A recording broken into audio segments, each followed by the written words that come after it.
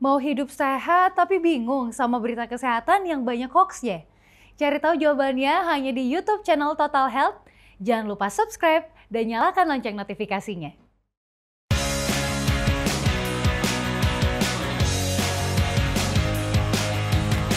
Jadi kalau kita biarkan anak kita itu dengan misalnya tadi udah ada ciri-ciri ya gangguan perkembangan dan dia itu tidak diapa-apain, itu pasti akan sangat mempengaruhi ketika dia usia sekolah, bahkan ketika dia dewasa. Jadi ketika kita tahu nih, oh anak saya didiagnosa seperti ini gitu kan. Lalu biasanya anak seperti ini ciri-cirinya misalnya ADHD ya. ADHD ciri-cirinya dia terlalu aktif, nggak bisa fokus gitu. Terus habis itu dia impulsif juga, nanti aturannya berbeda gitu. Jadi orang tua sangat berperan penting bagi pertumbuhan dan perkembangan anak, terutama ketika memang anak-anak kita mengalami gangguan perkembangan.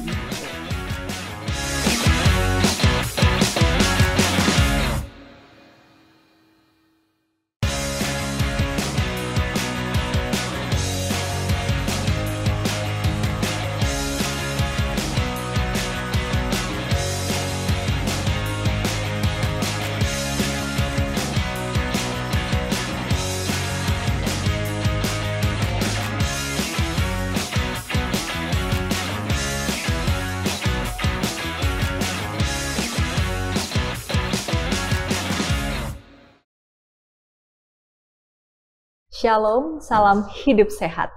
Berjumpa kembali dalam acara Bincang Sehat bersama Rumah Sakit Absen Bandung. Saya Dewi Wardani akan memandu acara kita untuk 45 menit ke depan. Baik Bapak Ibu, sungguh suatu sukacita yang sangat besar di mana kita boleh belajar hal yang baru atau bahkan meluruskan hal-hal yang mungkin kita sempat dengar terkait dengan informasi kesehatan. Nah, kita senang sekali karena pada hari ini kita memiliki satu narasumber yang ahli di bidangnya, yaitu Ibu Yulia Saraswati, SPSI, MPSI, psikolog yang akan bersama-sama dengan kita membahas terkait tumbuh kembang anak. Salam hidup sehat, Bu Yulia. Salam hidup sehat juga Ibu Dewi. Terima kasih atas kepercayaannya sudah mengundang saya untuk hadir di acara ini. Terima kasih banyak Bu Yulia. Ini terkait dengan tumbuh kembang anak ya. Kita tahu bahwa anak itu merupakan satu anugerah dan titipan Tuhan yang paling indah ya, betul ya Bu Yulia ya. Dan kita pasti juga mengetahui bahwa pasangan yang menikah biasanya pasti menambahkan seorang anak untuk mewarnai rumah tangga mereka. Iya. Nah, ini apabila tumbuh kembangnya kurang atau tidak sesuai dengan idealnya, pasti akan bermasalah ya, Bu Yulia ya. Betul ya. Jadi kita sebagai orang tua harus lihat-lihat ya anak kita lihat pertumbuhannya, perkembangannya apakah sesuai atau tidak sesuai. Baik, betul sekali. Jadi memang inilah salah satu hal yang perlu kita bahas sepertinya ya Bu Yulia terkait dengan tumbuh kembang anak nih seperti itu. Sebelumnya mungkin para pemirsa ingin lebih tahu ya lebih lanjut bagaimana ini definisi dari tumbuh kembang anak itu. Silahkan Bu Yulia. Baik, bagi para orang tua, kita sering mendengar bahwa ada kata pertumbuhan dan kata perkembangan. Apakah itu berbeda atau memang sama ya pertumbuhan dan perkembangan? Jadi sebenarnya ini adalah dua kata yang berbeda.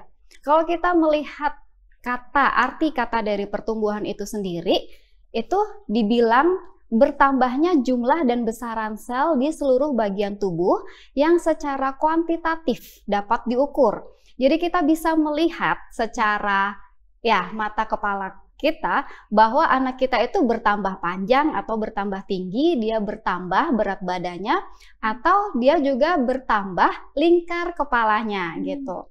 Itu adalah aspek dasar dari pertumbuhan. Sedangkan perkembangan itu sendiri kita tidak bisa melihat dari mata kepala kita, tapi kita bisa mengerti nih, oh ada fungsi dari alat tubuh yang dimiliki oleh anak kita itu berkembang dengan baik. Misalnya mata yang tadinya kalau bayi baru lahir dia baru lihat samar-samar, terus dia baru bisa lihat hitam putih, setelah itu dia baru bisa melihat warna-warna dan wajah dari orang tuanya dengan jelas. Jadi ada kematangan dari fungsi alat atau organ tubuh yang dimiliki oleh anak kita, begitu. Baik. Berarti ini memang berbeda ya, tumbuh dan kembang itu sendiri ya. Nah, karena itu memang perlu orang tua juga memperhatikan. Ini jangan hanya dilihat mungkin pertambahan atau pertumbuhan dari mungkin berat badannya seperti ya secara fisik, tapi juga dari perkembangannya secara mungkin mental, kognitif seperti itu ya mungkin ya Bu Yulia ya. Lalu bagaimana penentuan dari atau tolak ukur pertumbuhan dan perkembangan si anak itu sendiri? Oke, kalau untuk tolak ukurnya, untuk pertumbuhan sendiri, kalau di Indonesia kita bisa melihat pada kartu menuju sehat. Nah, di situ kita sudah bisa melihat nih, ada patokan antara berat badan, panjang badan, dan lingkar kepala. Dan itu kita bisa ukur setiap bulan. Nah, ketika kita lihat apakah berat badannya sudah sesuai, lingkar kepalanya sudah sesuai, dan panjang badannya itu sudah sesuai, berarti anak kita sehat, anak kita normal. Itu untuk pertumbuhan. Namun, kalau untuk perkembangannya, kita bisa lihat ada 5 aspek. Yang pertama ada aspek sosial, motorik, kognisi, bahasa, dan emosi. Nah, kalau di Indonesia kita bisa lihat yang dinamakan kartu maksud saya kuesioner pra-screening perkembangan, KPSP. Nah, KPSP sendiri ini sudah divalidasi ya dari Kemenkes RI, dan kita bisa lihat, kita bisa browsing di internet. Ketika anak saya misalnya 12 bulan, apa aja sih yang harus dia bisa lakukan? Nah, misalnya ketika kita memiliki anak 12 bulan, dia harus bisa bermain cilukba, dan dia harus ada nih rasa penasaran, tadi orang tuaku ada, terus dia ngumpet nih, terus dia nyari nggak ya gitu, atau enggak misalnya kita kasih pensil di genggaman dia. Nah, ketika dia bisa menarik, maksudnya menggenggam pensil itu, dan ketika dia tarik, dia juga ada jadi keinginan untuk menarik, berarti dia sudah dia bisa lolos untuk di usia 12 bulan. Nah, KPSP ini sebenarnya ada 10 pertanyaan.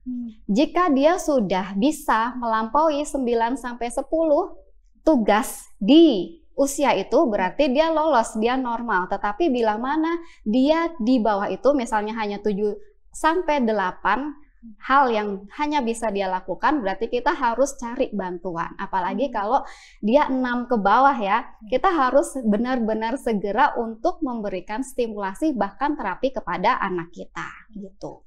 Baik, berarti kalau dia tidak bisa lakukan itu, berarti kita perlu untuk mencari bantuan ya Bu Yulia. Betul. Ya. Apakah ini yang dinamakan dengan gagal tumbuh atau bagaimana ini Bu Yulia? Oke. Anak yang dinamakan gagal tumbuh itu, kalau tumbuh kan tadi ada 3 aspek nih, lingkar kepala, panjang badan, dan berat badan. Kalau dari ketiganya ini dia udah kurang, bahkan turun dari bulan sebelumnya, itu yang dinamakan gagal tumbuh. Nah, tetapi kita juga harus lihat lagi, biasanya gagal tumbuh itu disertai adanya sakit yang lain. Misalnya dia diare, muntah-muntah, dan lain sebagainya. Kita harus segera bawa dia ke dokter gitu kan, supaya kita lihat nih apakah memang ada penyakit fisik yang dia derita. Nah, kalau misalnya gagal perkembangan, berarti dari KPSP itu dia ada satu sisi atau 2 ranah yang dia itu gagal. Misalnya dia terlambat bicara, atau mungkin motorik halusnya itu kurang bagus, motorik kasarnya itu kurang berfungsi dengan baik. Nah, itu yang dinamakan dengan gagal perkembangan gitu. Baik. Jadi memang berbeda ya si gagal tumbuh ini dengan gagal perkembangan sesuai dengan definisinya tadi ya yang sudah dijelaskan oleh Ibu Yulia. Jadi pemirsa mungkin perlu untuk lebih detail lagi melihat anak-anak ya. Jadi harus lebih peka lihatnya, jangan sampai mungkin pas lihat anak kita, jangan-jangan ini gagal tumbuh nih saat berat badannya tidak sesuai, atau jangan-jangan dia gagal perkembangan nih karena dia tidak sesuai dengan fasenya atau di mana dia umurnya dia seharusnya bisa melakukan sesuatu, dia belum bisa lakukan. Nah, oleh karena itu tadi Bu Yulia juga sudah sampaikan bahwa lekas untuk cari bantuan ya supaya bisa lebih cepat ditangani, mungkin begitu ya Bu Yulia ya. Iya, tujuannya seperti itu. Jadi, ketika kita mendeteksi dengan cepat adanya kejanggalan pada anak kita, lalu kita segera cari bantuan, kita segera mendapatkan pertolongan sehingga anak bisa lebih mudah juga untuk beradaptasi dengan dunia sekitarnya. Gitu. Baik. Kalau begitu untuk orang tuanya sendiri nih Bu Yulia ya, di saat kita tahu bahwa anak kita sepertinya fasenya harusnya seperti ini nih di tahun anak tersebut ya, tetapi dia tidak bisa lakukan, sebaiknya bagaimana nih peran orang tua untuk bisa mengatasi hal ini? Nah, biasanya kalau orang tuanya itu dia kan sekarang sudah banyak ya bertebaran informasi di mana-mana. Ketika orang tua peka, dia akan melihat juga nih stimulasi apa yang harus saya lakukan kepada anak saya. Oh, ketika misalnya ya anak 12 bulan dia harus bisa berdiri gitu kan, berdiri di tumpuan kakinya sendiri. Tapi ketika dia masih lemah, berarti oh mungkin harus kita dia cari bantuan untuk ke fisioterapi dan lain sebagainya. Tapi sebelum mencari bantuan, biasanya kan kita cari nih, saya harus melakukan apa ya, gitu.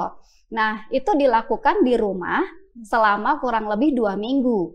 Nah, ketika 2 minggu kita cek lagi nih, apakah anak saya itu sudah bisa melakukan tugas perkembangannya dengan baik sesuai dengan usianya.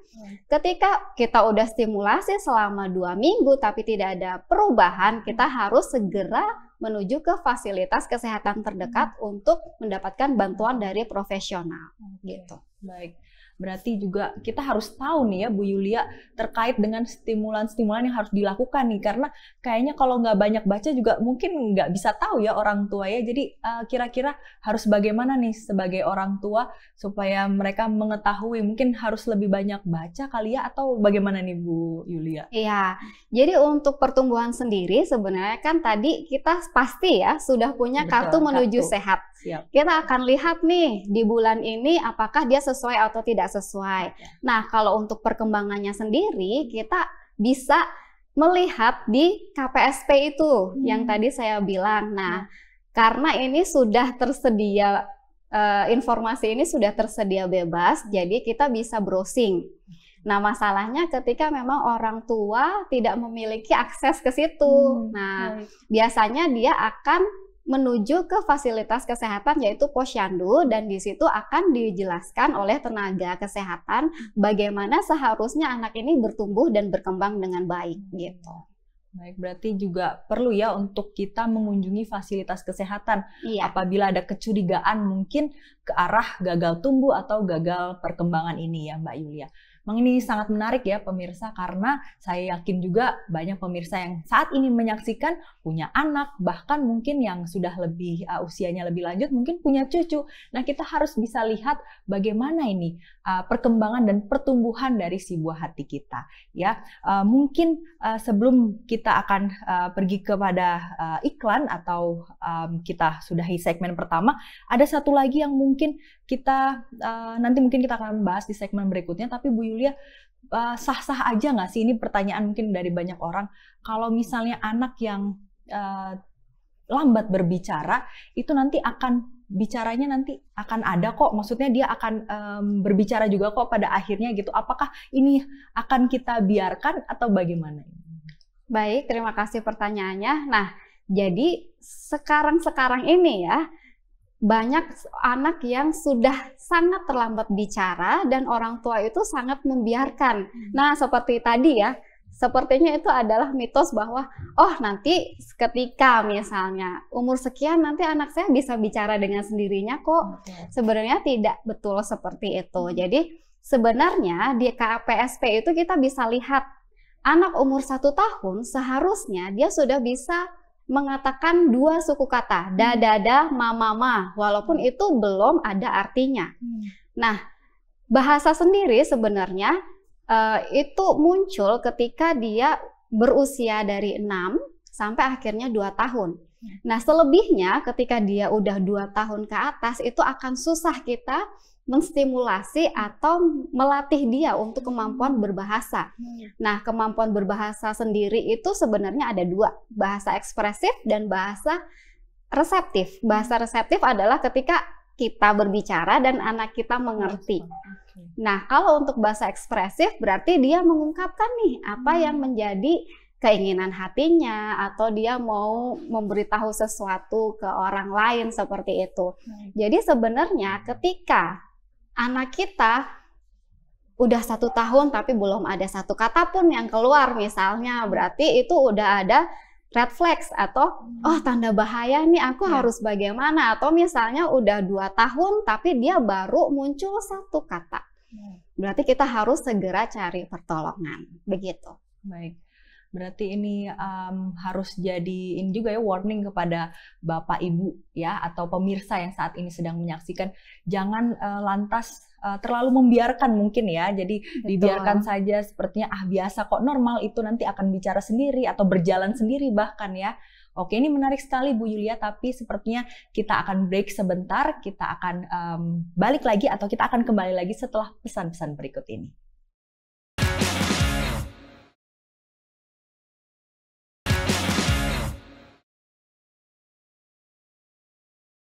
Shalom pemirsa dimanapun Anda berada, terima kasih masih bersama-sama dalam Bincang Sehat bersama Rumah Sakit Advent Bandung. Masih bersama saya, Dewi Wardani, dan juga Ibu Yulia di sini. Bu Yulia, kita lanjut lagi ya Bu Yulia ya, dengan pertanyaan-pertanyaan yang mungkin menjadi pertanyaan juga untuk dari pemirsa yang saat ini menyaksikan. Kira-kira apa saja sih ciri-ciri anak dengan gangguan perkembangan? Ini bagaimana Bu? Ya, jadi ada beberapa ciri umum ya. Ketika kita melihat anak kita tadi terlambat bicara, dia sulit berkonsentrasi, dia ada gangguan motorik, misalnya dia terlambat berjalan atau dia menggenggamnya itu lemah begitu.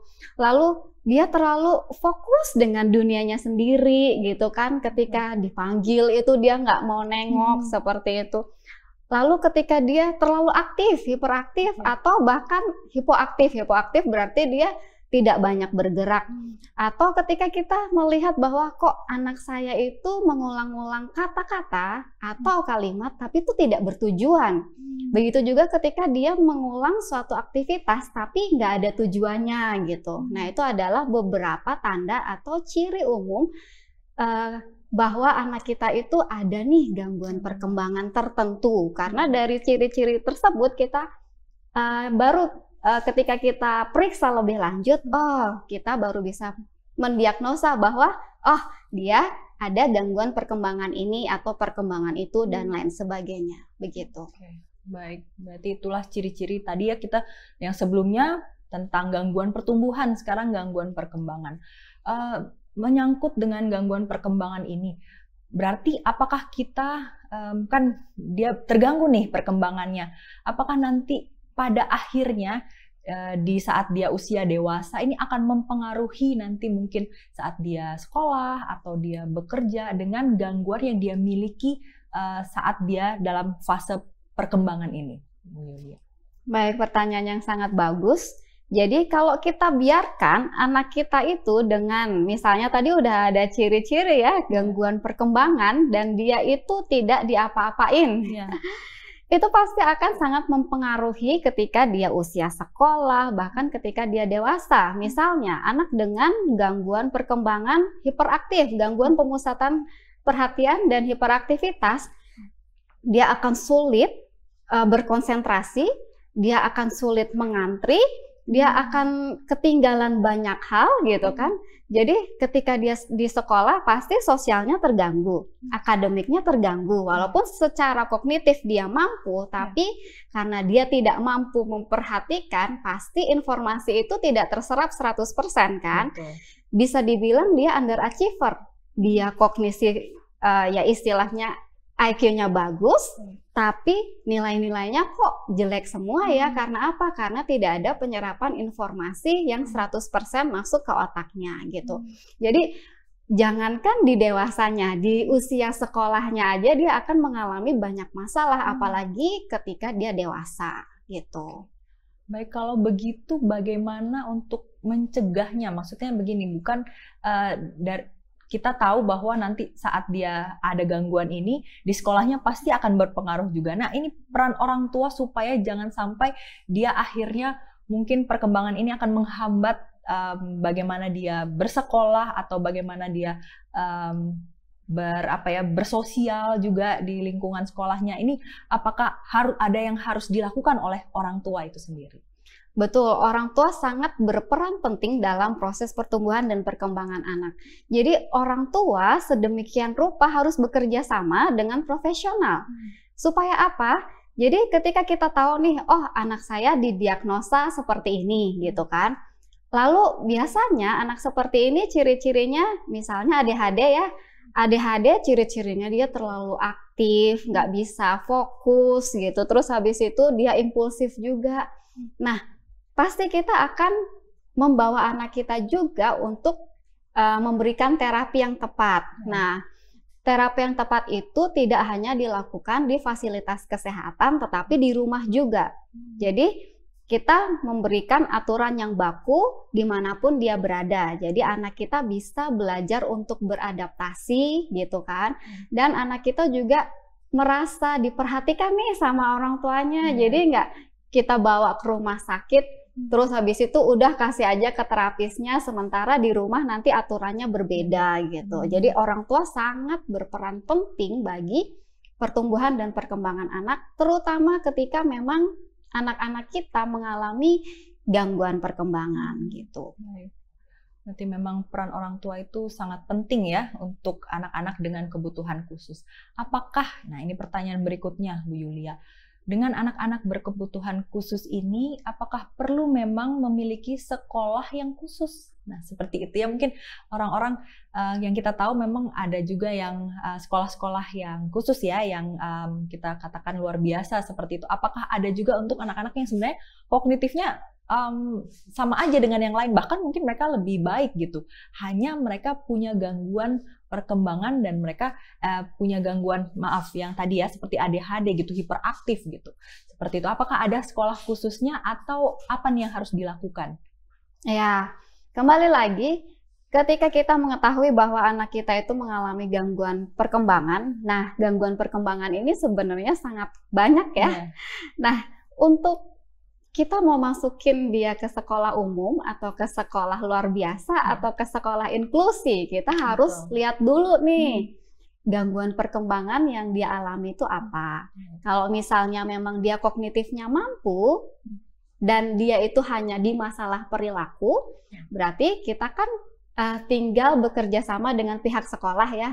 Anak saya perilakunya seperti ini, dan biasanya ketika dia tantrum, ketika dia marah gitu kan, saya akan treatment dia dengan cara seperti ini gitu kan.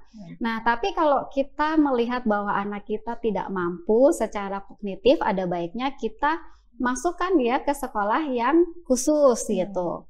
Atau sekarang ini juga banyak sekolah inklusi. Jadi di mana di sana ada anak normal dan ada anak juga yang mengalami gangguan perkembangan, tetapi anak ini memiliki shadow teacher atau guru pendamping gitu. Jadi guru pendamping inilah yang bertugas untuk memfasilitasi bagaimana anak yang berkebutuhan khusus ini bisa secara perilaku, bisa secara kognitif itu ya istilahnya hampir disamakan dengan anak-anak yang lain gitu.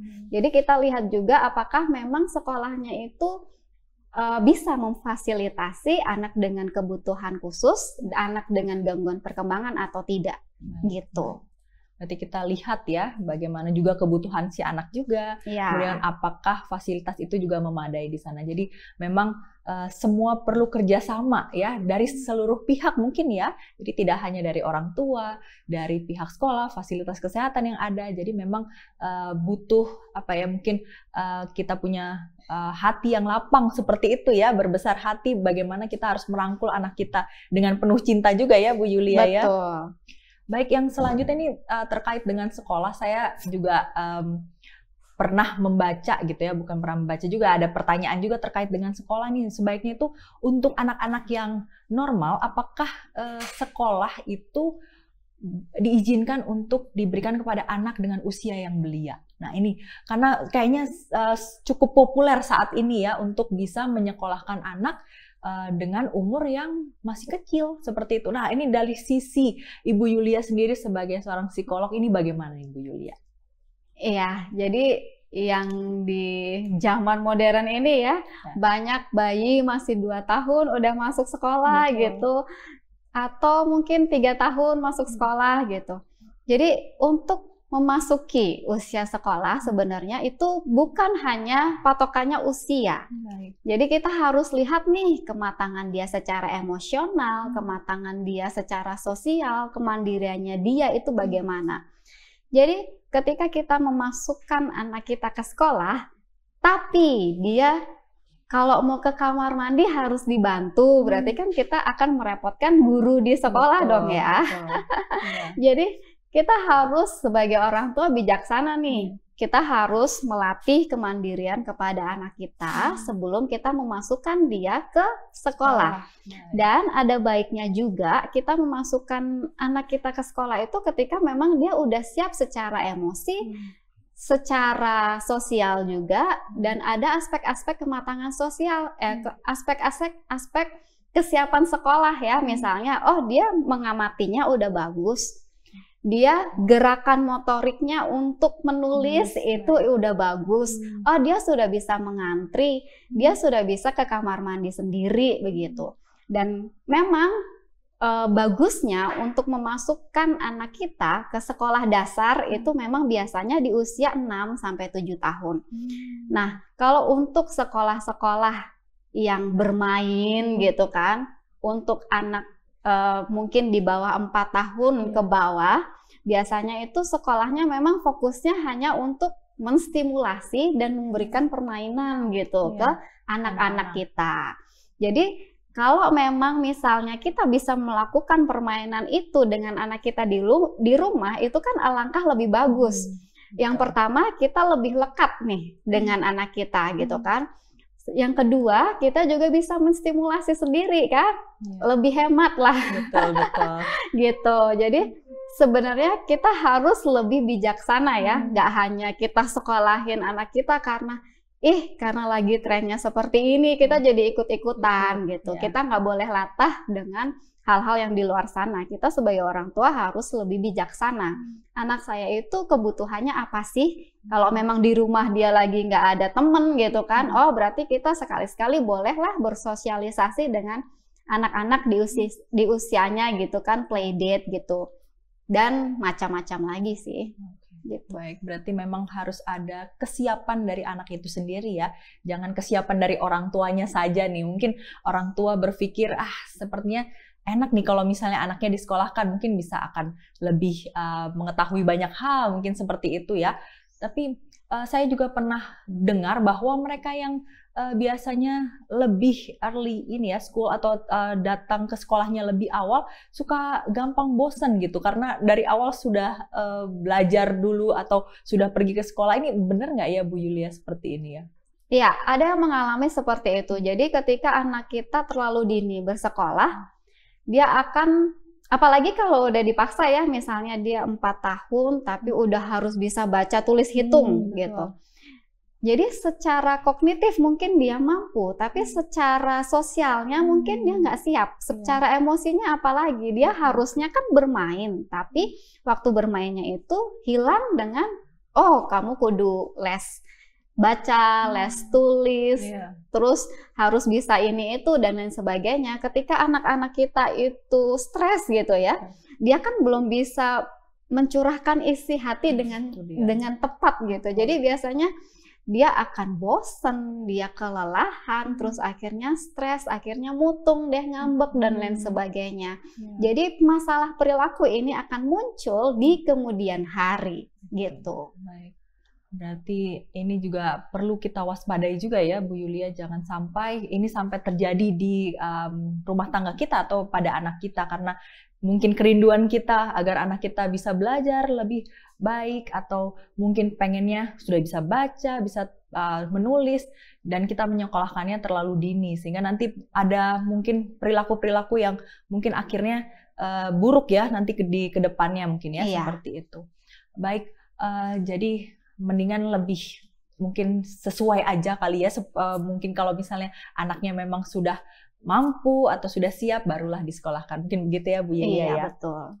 Baik, untuk yang selanjutnya nih Bu Yulia, kan kita saat ini masih dalam transisi pandemi menuju kepada endemi. Kita tahu bagaimana pertumbuhan anak mungkin boleh baik ya, tetapi ini perkembangan secara sosial juga di mana mereka ini lagi ada di tempat yang mungkin mereka nggak boleh keluar, tidak bersosial dengan baik. Nah, untuk kesiapan mereka sendiri untuk sekolah juga kadang-kadang jadi mungkin akan berkurang gitu ya, melihat dari bagaimana mereka berinteraksi sebelumnya. Nah, bagaimana menyikapi hal ini sebagai orang tua yang ingin umurnya udah oke nih sebenarnya ya, Bu, dan dia juga sepertinya sudah siap. Tapi bagaimana untuk bersosial nanti bersama dengan anak-anak nih, persiapan orang tua itu sendiri menurut Bu Yulia nih bagaimana nih sebagai orang tua untuk pemirsa yang saat ini menyaksikan? Nah, berarti ini untuk anak yang mau masuk SD ya. Betul. Nah, untuk anak yang masuk SD memang dia kan udah mau belajar nih dengan teman sebayanya, dan biasanya memang dia sudah bisa bermain bersama-sama, bukan hanya bermain bersama. Nah, ketika memang anak kita ini seringnya di rumah, lalu tidak ada teman gitu kan, untuk ya menjembatani ketika dia mau masuk sekolah, ada baiknya kita memberikan stimulasi dengan anak-anak sekitar. Misalnya di rumah ada beberapa anak-anak yang memang usianya sebaya gitu. Jadi sore-sore kita bisa keluar, kita bisa ajak anak kita untuk bersosialisasi dengan anak-anak tetangga, ataupun mungkin ada di komunitas yang misalnya ada ibadah di hari tertentu, kita bisa ajak mereka, atau mungkin ada misalnya kegiatan di lingkungan RT atau di lingkungan yang kita tinggal gitu kan, kita bisa libatkan anak supaya dia belajar bagaimana berkenalan, dia belajar bagaimana bermain bersama-sama teman gitu kan. Kalau bermain bersama teman kan tidak selamanya enak ya, misalnya ada yang ngerebut, tiba-tiba ngerebut, lalu anak kita nggak siap, terus dia bisanya hanya nangis gitu kan. Jadi sebenarnya banyak hal ketika kita biarkan anak kita bermain bersama anak sebayanya. Gimana sih cara dia mengelola perilakunya, mengelola emosinya. Nah, jadi kita sebagai orang tua, walaupun memang sekarang zamannya kita harus pakai masker gitu kan, kita membatasi jarak, membatasi kita ketemu dengan orang lain, kita kan bisa misalnya ketika kita main bersama teman atau tetangga, anak kita dipakein masker, setelah itu kita cuci tangan dan lain sebagainya. Tentunya ketika kita membiarkan hal itu terjadi, anak kita dalam kondisi sehat ya, tidak sedang batuk atau sedang pilek dan lain sebagainya gitu. Baik, berarti orang tua ini juga penting ya untuk bisa mempersiapkan anaknya ya terlebih dahulu sebelum memasuki fase sekolah.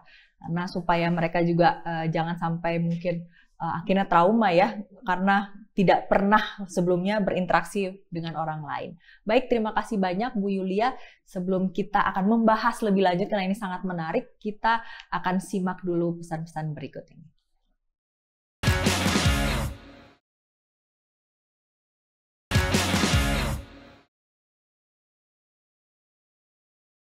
Shalom, salam hidup sehat pada pemirsa dimanapun Anda berada. Kembali berjumpa dalam Bincang Sehat bersama Rumah Sakit Advent Bandung.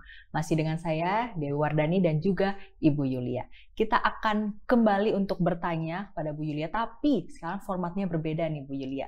Kita akan mungkin sedikit main mitos dan fakta ya, karena banyak nih yang harus diluruskan terkait dengan informasi-informasi kesehatan yang ada di masyarakat. Nah, yang pertama nih Bu Yulia, apakah mitos atau fakta bila pertumbuhan anak sehat seperti terlihat gemuk maka perkembangannya juga agak baik atau akan baik? Jadi ini pertumbuhan dan perkembangan itu sejalan seperti itu. Apakah mitos atau fakta?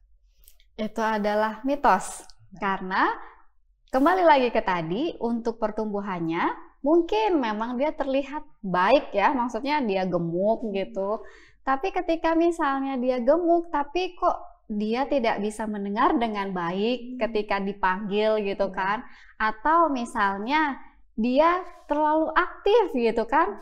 Berarti ada nih gangguan perkembangannya. Jadi kita harus cek nih, apakah memang secara pertumbuhan dia baik dan secara perkembangan dia baik. Jadi karena tadi dibilang pertumbuhan dan perkembangan itu sejalan, jadi kita harus cek dua-duanya. Jangan hanya cek pertumbuhannya aja gitu. Jadi belum tentu ya, mungkin kelihatannya seperti sehat, tapi perkembangannya belum tentu seperti itu. Jadi memang harus dicek ya pemirsa ya. Baik, yang selanjutnya ini ya, Ibu Yulia. Jadi pertanyaan juga oleh pemirsa, mungkin oleh masyarakat kebanyakan, bahwa baby walkers ini mitos atau fakta baik digunakan untuk melatih anak berjalan. Ini bagaimana? Nah, itu juga mitos. Memang seharusnya yang menyampaikan ini dokter spesialis anak ya, dan saya memang sudah mendengar penjelasan dari para dokter bahwa baby walker ini tidak bisa melatih secara baik, malah kadang-kadang itu membahayakan karena bisa tiba-tiba baby walker itu terbalik dan lain sebagainya, jadi mencelakai anak kita. Dan ketika kita menaruhkan anak kita ke baby walker, biasanya itu bukan bertumpu pada kaki, tumit, tapi itu bertumpu pada pinggang. Jadi itu salah nih ketika kita memberikan. Jadi sebenarnya kita mau menstimulasi anak kita supaya cepat berjalan kan, tapi pada faktanya tidak demikian. Jadi baby walker itu malah mengganggu dan bahkan bisa mencelakai anak kita gitu. Baik, kalau begitu sebaiknya menggunakan stimulan apa nih Bu Yulia yang baik digunakan kira-kira? Kalau misalnya memang baby walker ini kurang disarankan lah seperti itu. Iya, jadi ketika memang kita mau pakai baby walker itu kan kita harus benar-benar mengawasi dengan tepat gitu, dan kita harus mengetahui nih apakah anak saya ini sudah berpijak pada tumit atau belum. Kalau memang belum, jangan menggunakan baby walker. Kita bisa memberikan kayak kereta dorong gitu yang memang ada bebannya ya. Jadi itu juga nggak terbalik ketika anak kita berusaha untuk dorong-dorong kereta itu gitu. Atau misalnya kita pakai cara yang lebih konvensional, kita menatih ya, jadi kita pegang anak kita dan kita memang agak sedikit membungkuk ya, sedikit capek, tapi itu yang lebih aman daripada kita menggunakan baby walker gitu. Baik, terima kasih. Selanjutnya ini mitos atau fakta, orang tua perlu waspada apabila anak belum bisa berjalan di usianya di 1,5 tahun. Ini bagaimana? Nah, itu fakta.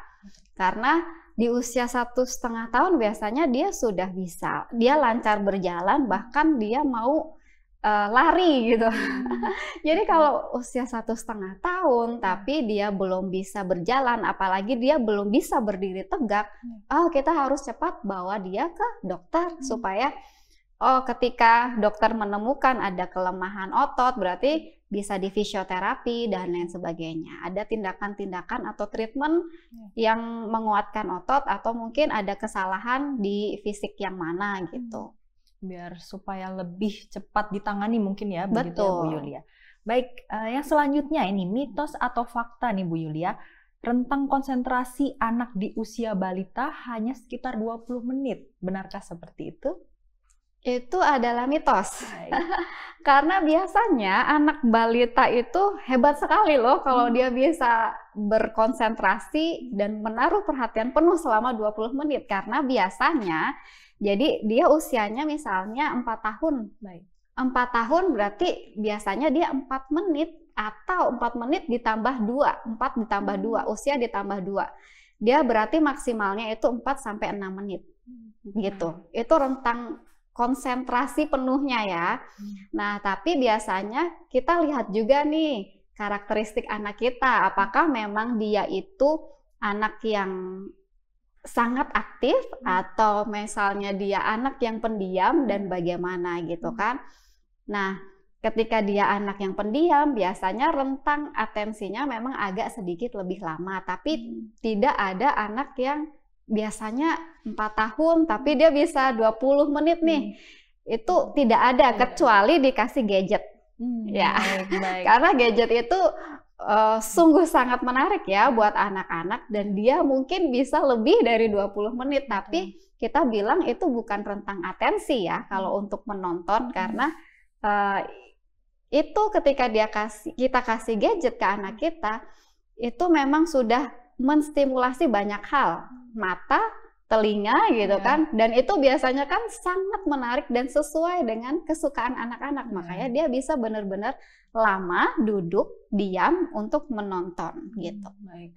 Berarti itu bukan termasuk untuk ini ya, rentang konsentrasi tadi ya, untuk menonton gadget atau menonton film tertentu ya.